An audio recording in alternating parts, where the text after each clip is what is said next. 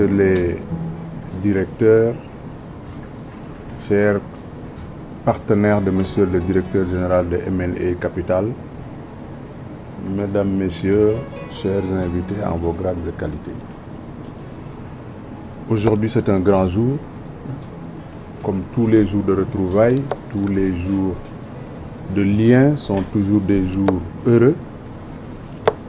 On peut citer les jours de mariage, les premiers jours de rencontre d'amitié, sont toujours des jours de bonheur. Et ce jour-là en fait partie.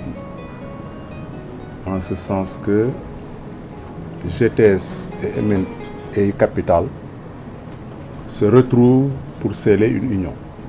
Une union à travers un Memorandum of Understanding, un MOU, que nous allons signer tout à l'heure.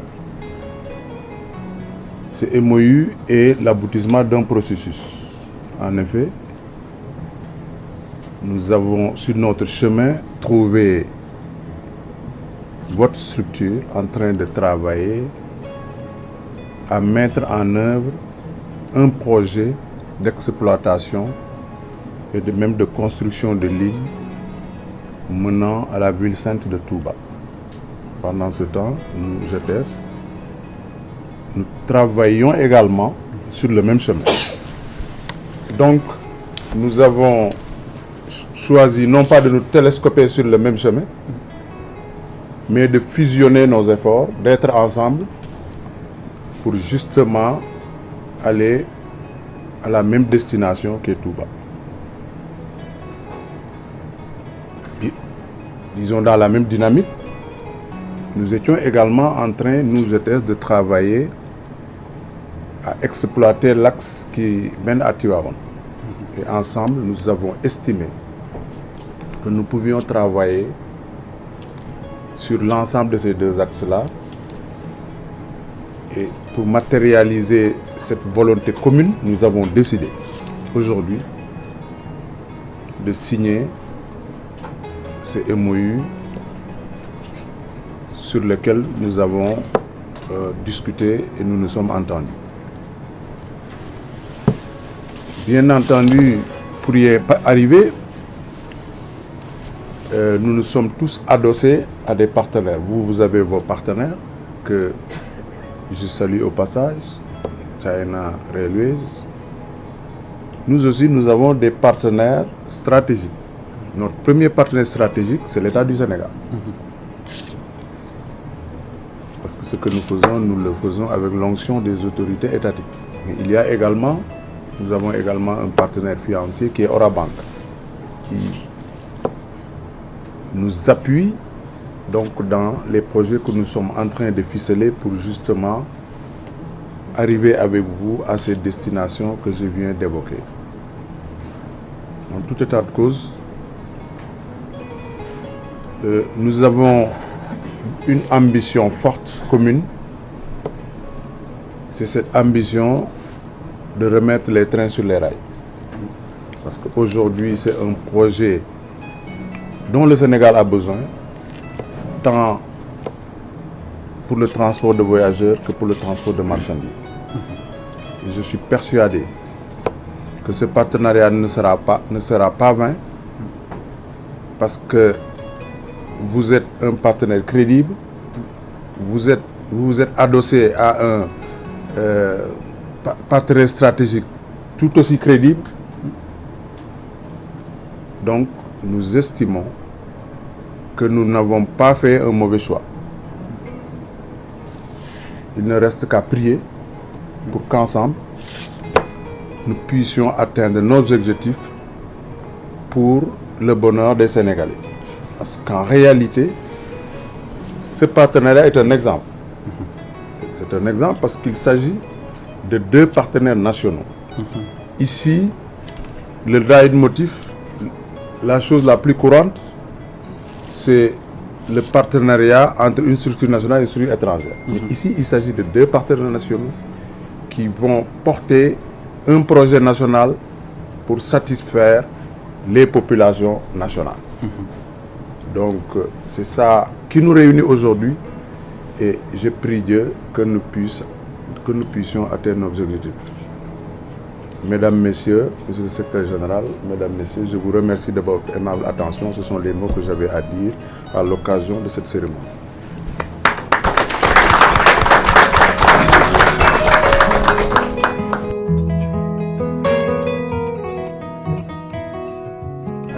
C'est un grand plaisir en fait que je m'exprime et qu'on est là aussi en train de faire vivre ces moments. Je pense que le directeur général Ndiaye a mis du doigt le caractère particulier, le caractère assez nouveau de cette rencontre, dans le sens où je disais c'est une expression, pour ne pas dire l'expression la plus aboutie en fait de ce qu'on appelle le PSE dans sa phase PAP accélérée, où je pense que le chef de l'État incite à impliquer le secteur privé national davantage dans tout ce qui est projet d'infrastructure, dans tout ce qui est projet structurant.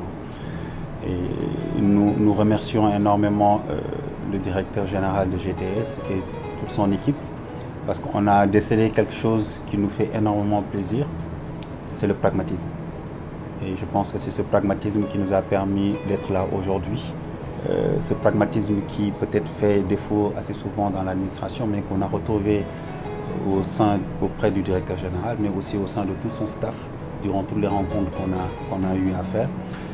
Et nous avons décelé aussi la forte ambition que nous partageons. Ce projet, quand nous l'avons initié, Safar, qui porte sur la rénovation et l'extension du chemin de fer Diourbel-Touba, avec une boucle ferroviaire qui fait le tour de Touba.